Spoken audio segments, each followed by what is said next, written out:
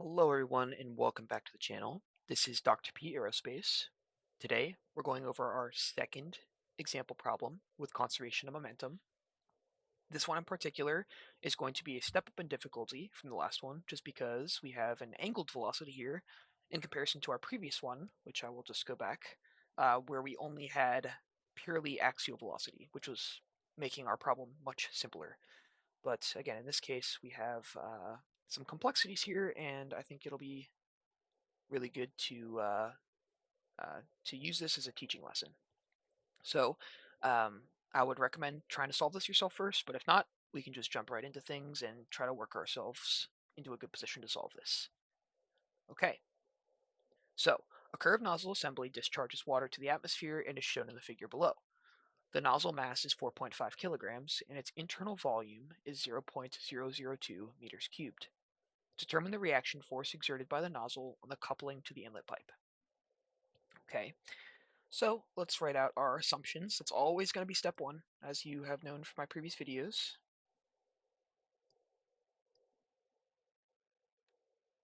Always list out the assumptions first. Get as many points as you can. So assumption one is we got water as our working fluid. Not sure why that's doing that. We got water, so we'll write that down here as incompressible.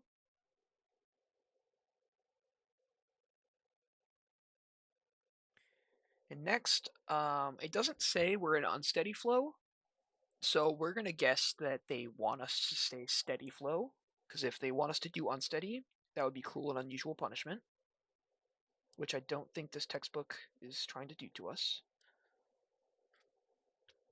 And you could write some additional assumptions here, and I would actually encourage it for an exam, but because I'm just trying to do this for a quick video, I'm not going to write these out. I'm just going to kind of talk through it. Um, some other assumptions that are kind of a given is that we have uniform velocity over our inlet and exit control surfaces. We have a non-deformable control volume, as the kind of problem has explained to us based on the situation here with it being a pipe with fixed walls. And it's also a non-inertial control volume, meaning that this control volume is not going to be moving with respect to time. So those are some other assumptions that you can write down. And again, I would encourage you to write those down on an exam or even on a homework. Get as many points as you can as possible. But for this discussion, I'm just talking them out because our two main ones here are the biggest and most important. Now next, normally we would just go into solving, but I would really like to focus on making a free body diagram, or an FBD. And that's because whenever you're doing a force balance, and this is very common for learning it in intro physics and even like a statics class, you want to make sure you have listed all your forces. List out their directions, list out their all of them that are going to be considered for your application, because listing them out all at once is very easy because then you can just plug and chug into your force balance equation. So let's work through that here.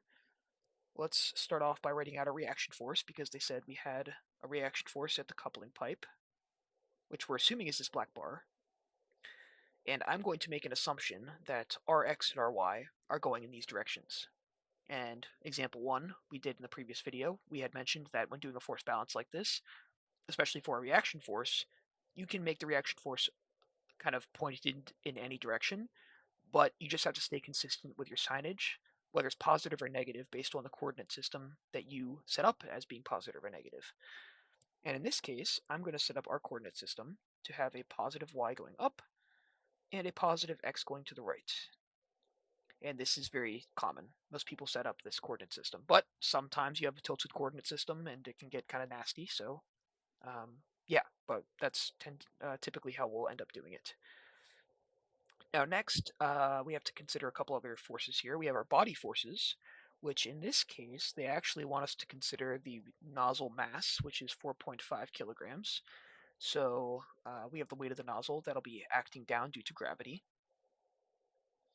And then we also have another body force, which is the weight of the fluid within our control volume here, which we can find because they give us a volume and they give us the working fluid as water, so we know the density, and therefore we can calculate the weight of the fluid in the nozzle, or the reducing pipe. And I said weight of the nozzle here. I'm going to call it a nozzle, but, actually they call it a nozzle, I realize. I bugged out there for a second. I don't know why I thought it was just a reducing pipe, which technically it is, but they call it a nozzle. And, okay, so we have our body forces set up, and then we have to work on our... That's not what I wanted to do. We have a pressure force acting here. And actually, I'm not going to use blue because that's the color of our velocity. So I'm going to do purple. And if you recall, pressure acts normally all over our surface uniformly. And it acts, again, normal to the surface. So in this case, our pressure force is going to be acting down. I'm going to call this F P1, pressure force of our inlet. And at our exit, they don't really give us a P2 explicitly. They just say it's atmosphere. I mean, they do give us a P2. They say it's atmosphere. And we're going to assume that they want us to use gauge pressure, because whenever you're doing these kinds of momentum force balances, you ideally want to use gauge pressure. So in this case, P1 is actually just going to be gauge pressure, and P2G is just going to be equal to 0. So, that's very common. Okay, so if you're in a situation where they don't explicitly say that you're using gauge pressure, either ask your professor to clarify, or you can assume that they want you to use gauge pressure. But very important, because if you don't use gauge pressure, the calculation becomes a little bit more complex. And I think with that, we have our free body diagram set up, so we're good to start kind of unlocking the rest of this question. So let's see what else we have. So at the inlet, we have our known velocity, but our exit, we don't have a known velocity. So, like example problem 1, we're going to have to start off with conservation of mass to unlock some other parts of our question, and then we can move over into conservation of momentum. So let's start off with conservation of mass.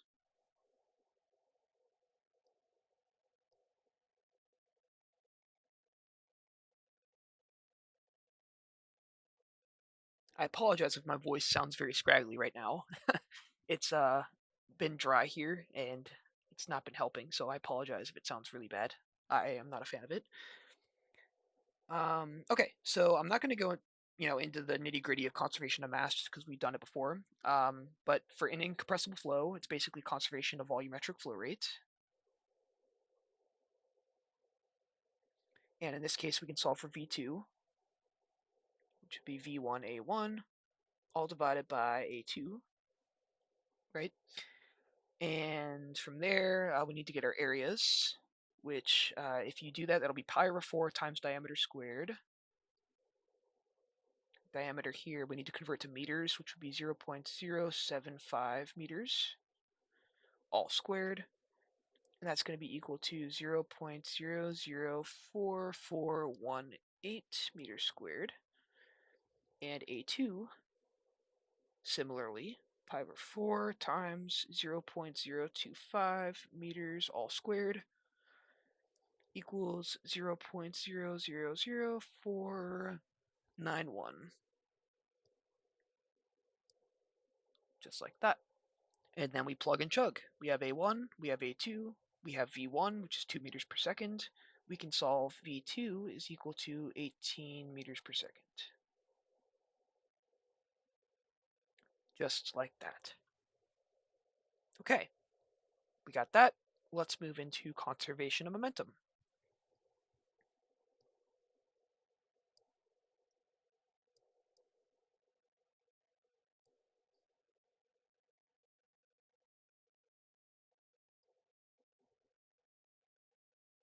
Okay, so let's write out the general form here, and then we'll simplify it as we need to based on our situation. So summation of our forces, vector quantity, is going to be equal to our unsteady term here, a triple integral. This will be rho times velocity times our differential volume plus our momentum flux term, which will be v times rho dot product of v dot n dA, differential area. Okay, so with this, we can immediately cross out our unsteady term, which is going to make life a lot easier, as always. And I think that's pretty much all these, things we can cross out with this, because we need our force balance, obviously, on the left, and we need our momentum flux on the right. So now, we can see, how many directions we need to consider here. Now, for the inlet, we can very clearly see we have a y velocity, and all of our forces are in the y for the most part, except for our reaction force in our x direction. At our exit, we have an angled velocity, which means we're going to have a y component and an x component of velocity. So we're actually going to need to use two different equations here, one for the x and one for the y.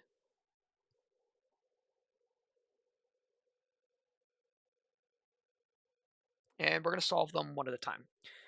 Now, when you're on an exam and you have a time crunch, ideally you're trying to solve these kind of questions as quickly and efficiently as possible, which should mean you're trying to solve easiest to hardest. And obviously, when you're seeing a problem you've seen for the first time, it's not as intuitive. But the more you practice, the more you're going to see which parts of the problem are easier. So in this case, conservation of mass was obviously a very easy thing to start off with. We could immediately solve for our exit velocity. Next, we have, two other equations we have to solve, the force balance in x and in y. Now, if I look at this problem, I'm seeing a lot more y forces to consider and velocity vectors. We have two velocity vectors for y direction versus only one for x. So I think, if I was on an exam, I would probably choose the x direction to solve first to get as many points as possible if there is a time crunch. So let's start off with the x direction.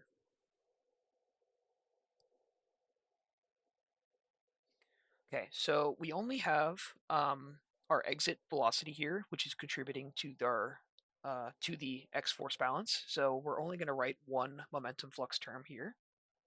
Oops, let me erase this little extra line. There we go. This will be equal to, this will be u, oops, I did not want to do that. This will be equal to u2. Remember, lowercase u is x velocity. That's how we typically write that, times rho times the dot product of v2 dot n to dA2.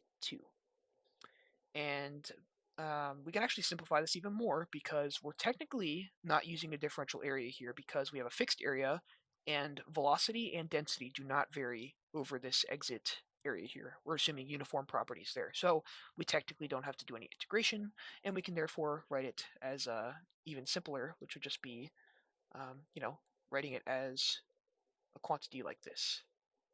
That was weird. I apologize.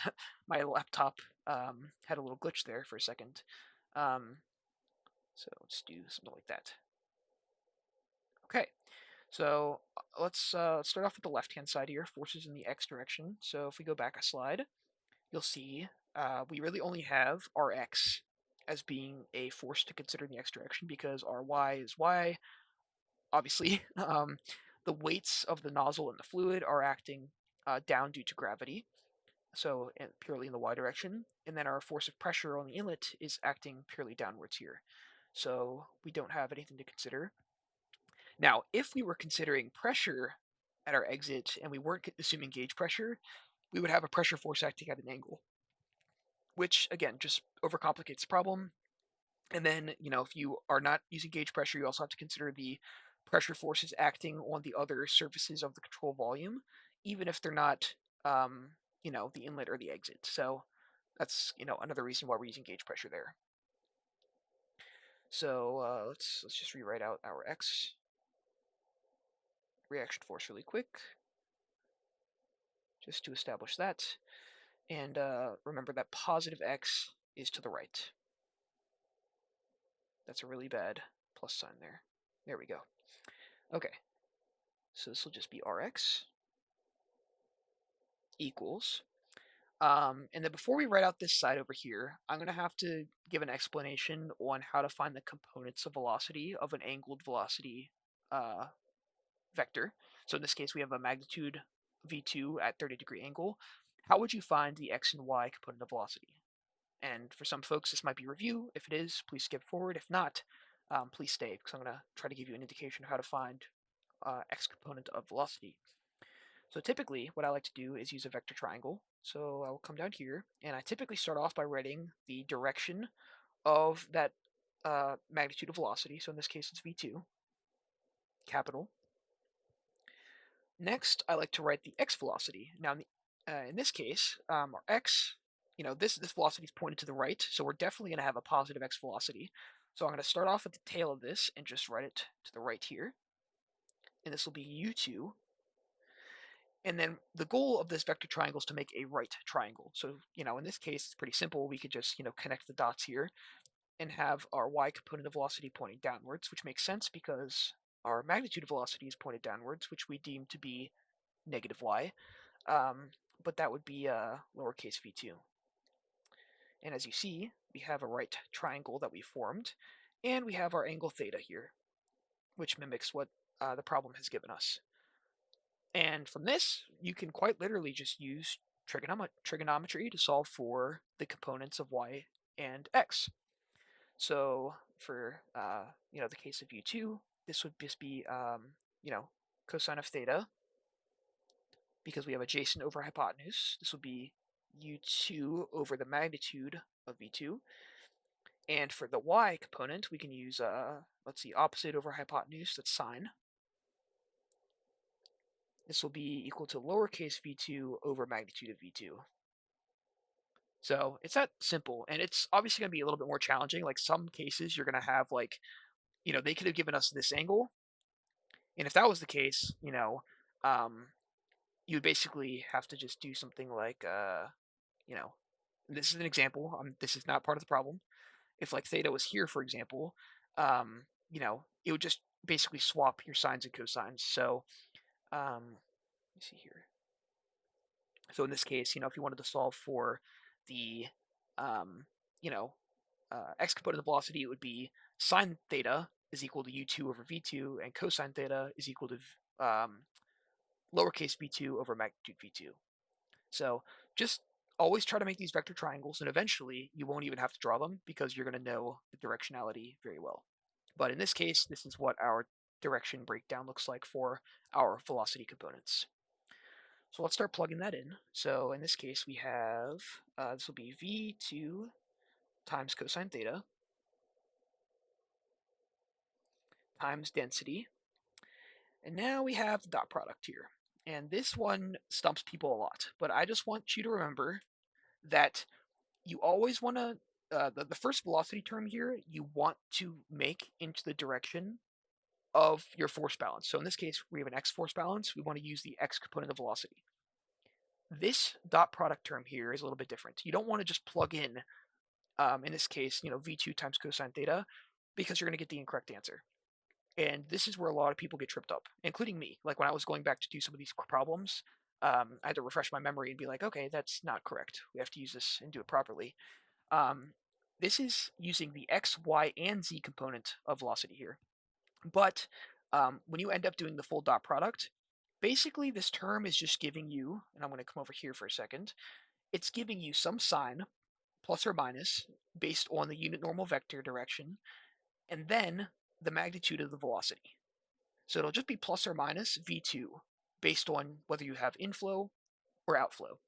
And that, dot product was discussed in conservation of mass pretty heavily. So I'm not going to go into depth on that. But just to prove this to you, I'm going to do this full velocity vector here and the dot product with the unit normal vector to show that this is the case. So let's do it out. So v2. So we have an x component here, which will be, as we defined, v2 times cosine theta. And this will be I hat. And remember, v2 is pointed to the right, so it's positive. That's why I'm not adding any negative signs here. Now for the y component of velocity, we're going downwards, so it's going to be negative. So it'll be negative v2 times sine theta. This will be j hat. It's kind of a bad j there. This will be the dot product of, in this case, the unit normal vector is pointed in the same direction as our v2. So the x component of our normal vector is going to just have cosine theta. It's going to be positive because it's to the right. And then our y component of our normal vector is pointed downwards. It's pretty much the same thing as this, but the unit normal vector is just 1. So in this case, it would be 1 times cosine theta, and then the y component would be 1 times sine theta. It's a minus because it's pointed downwards. This is all multiplied by a2. And we can work this out. And please bear with me. I'm going to work this out again just once, and then from here on out, it won't be something I work out every time. Doing this dot product, v2 cosine theta times cosine theta is v2 times cosine squared of theta. Scalar property, or scalar value, because we're doing dot product. And this will be plus negative v2 sine theta times negative sine theta. This will be v2 times sine squared theta times a2. And then this will be equal to, again, v2 cos theta times rho. Erase that, it's a bad theta. That's also bad, but you get the point. This will be v2. We can actually take out a v2 as a common term between these and write cos squared theta plus sine squared theta times a2. And if you recall from trigonometry, cosine squared theta plus sine squared theta is just equal to 1. So this right here is just equal to 1. So you're left with v2 squared times cosine of theta times rho times a2. And this is all equal to rx. So as a reminder, what we got from this is that we have outflow. So that means in this, looking back at kind of the simplified form of the dot product, we have a positive value, and then we end up with just the magnitude of the velocity that is at our exit. So that would just be v2. So we get positive v2, which multiplies into the rest of our relationship. So, as you can see, you don't have to work this dot product out every time, especially if the unit normal vector is in the same direction as your velocity vector. If they're different, and I'm just going to give this as an awful scenario, but if you have an exit surface like this and your velocity is coming this way, but your unit normal vector is pointed this way, you're going to have to evaluate this, and it's not going to be as simple. But it's pretty rare that that ends up happening. So, that being said, let's plug and chug and get our reaction force in our x direction. Had a weird glitch in the screen there for a second. This will be 18 meters per second squared times cosine of 30 degrees times our density of water, which is 1,000 kilograms per meter cubed,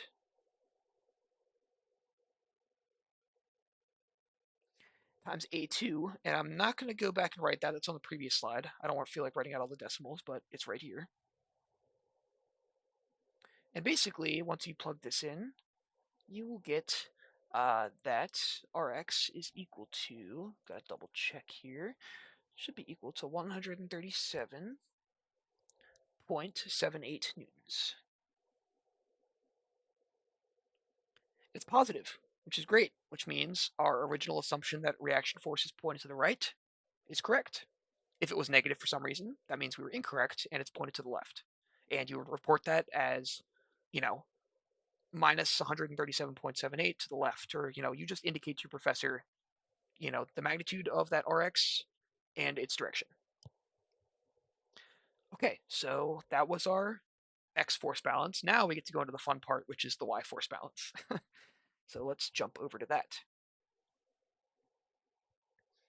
Okay, so step one will be just to write our baseline equation here that we have to work with. Again, unsteady term is gone. We have an inlet velocity and an exit velocity here that have y components of velocity. So we're going to have to write two momentum flux terms. And I'm not going to write them as integrals. And I'm doing that for a reason, again, because our velocity and our density are not changing with respect to the area. So we don't have to use any type of integration. So realistically, we can just write this as lowercase v1. And I'm not going to put in any signs yet, okay? I'm just writing this as a general because, we do have a negative sign there, but I'm just going to write it as a general form here. Times dot product of v1 dot, oops, my screen is starting to bug out here, dot n1 times a1. This will be, this plus, and again, I'm not putting any signage yet here.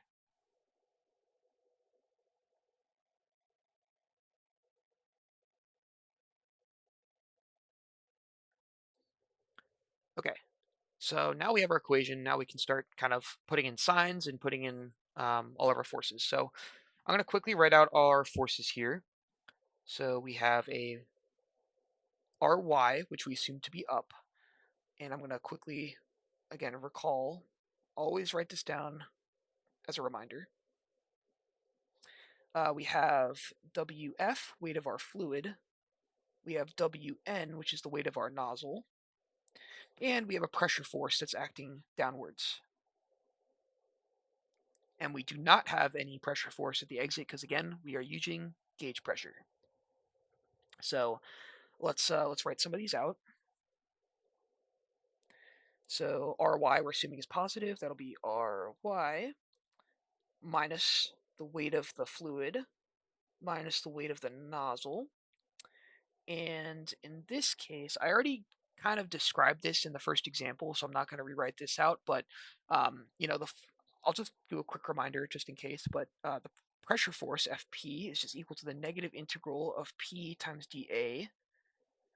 And this negative sign's out front, basically to force the correct signage for the pressure force. So, in this case, our pressure force is acting downwards, and our unit normal vector is pointed upwards. So that would yield a negative sign. Or excuse me, yes, that would yield a negative sign there. So when you multiply the two together, you should get a positive pressure force. But that actually doesn't make sense because unit normal vector here is, this is actually a good exercise because now I got to remind myself as to why this is as is. So yeah, P times dA. P is acting downwards, but P is a scalar value, not a vector, so it doesn't have a negative sign. And dA, our unit normal vector is pointed upwards here. Okay, yeah, that would make sense. I don't know why I was confusing myself there. So then you would end up with a negative sign, and that's why this is actually just going to be negative P1 times A1. So, sorry, I had to work myself through that. That's exactly real-time brain fart. But that's why that negative sign is out front, because it always ensures that you are having the correct signage when you're doing a force balance.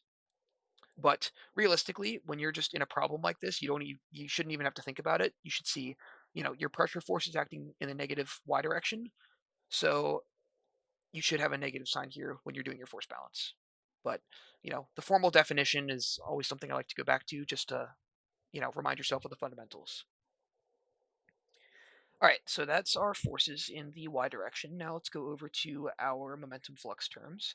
So if we recall, actually we haven't gotten to that part yet. So for this one, v1, we have a y component of velocity, and that's it. So we can actually just write this as a minus v1, and we have a minus sign because we're in the negative y direction.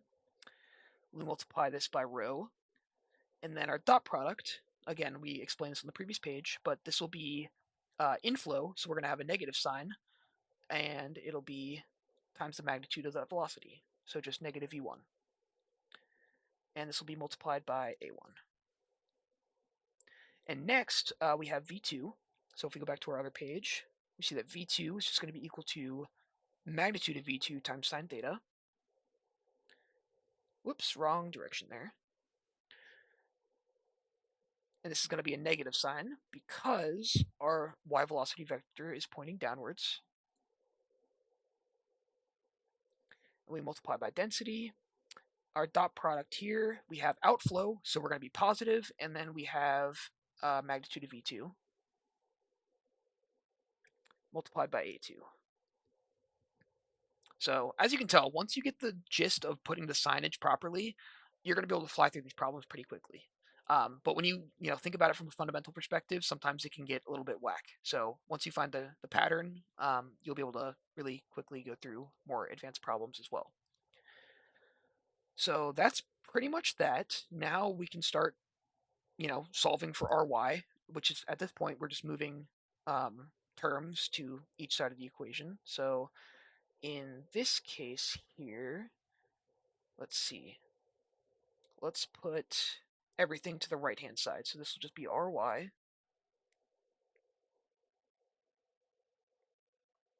And then let's move all of our terms over. That would just be equal to positive weight of our fluid plus positive weight of our nozzle plus P1A1 plus V1 squared rho A1 minus, let's see here.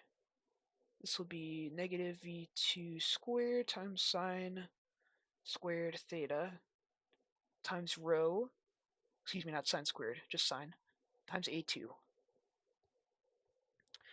And let's do one more simplification here. The weight of our fluid is going to be equal to mass of our fluid times gravity. And our mass of our fluid will be equal to density times volume times gravity.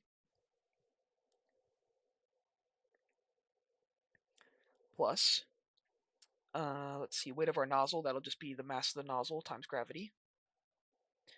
Plus, P1 times A1, that can be stay as is. And we basically just rewrite everything out again.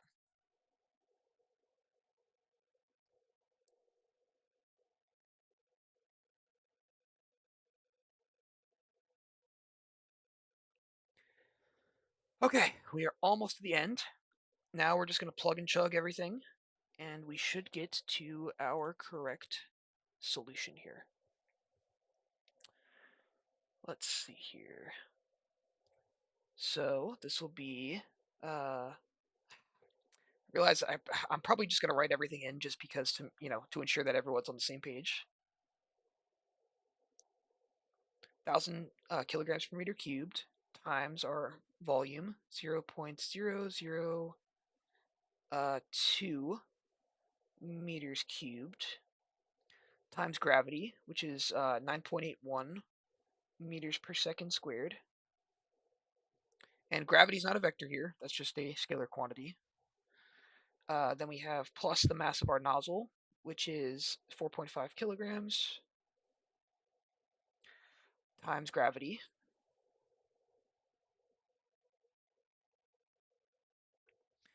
Okay, next line, we have our pressure force here. This will be plus, let's see, 125,000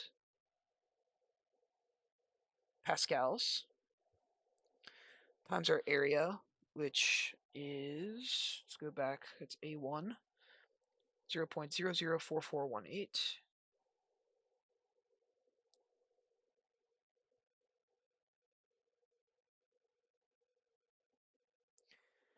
You can skip this part, by the way. This is me just kind of going through just to show you what the units look like and everything. So let's see here. This would be plus, is that 2 meters per second squared times density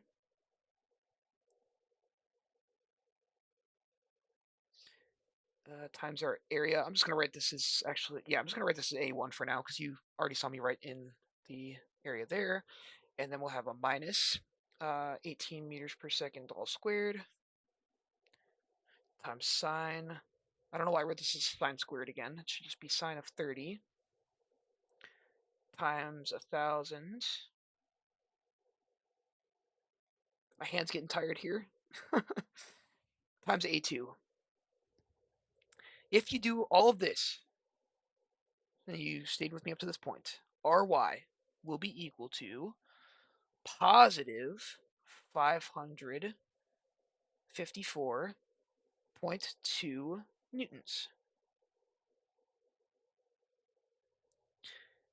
Which is great. That means we guessed our reaction force correctly, which is always nice to think. I always try to think of it as a game where you try to correctly guess the reaction force. I don't know, something I like to try to do on the side. So we have Rx, we have Ry. Now it's asking us to determine the reaction force. I'm assuming they mean the magnitude. Now to do the magnitude, let's see if we can get to the other page here. Now for the magnitude of our reaction force, it's going to be equal to square root of Rx squared plus Ry squared. And this is going to be equal to, let's go back, 137.78 squared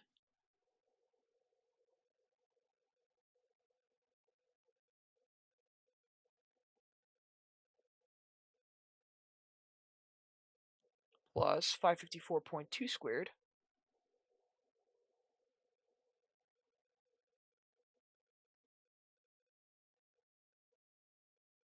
and that's going to be equal to,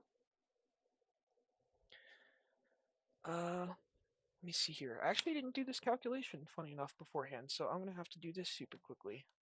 Please pause. Let's see here. We got my phone calculator out here. Got 137.78 squared plus 554.2 squared equals that. We square root that, and we should get 571.07 newtons. I missed that there, but yeah.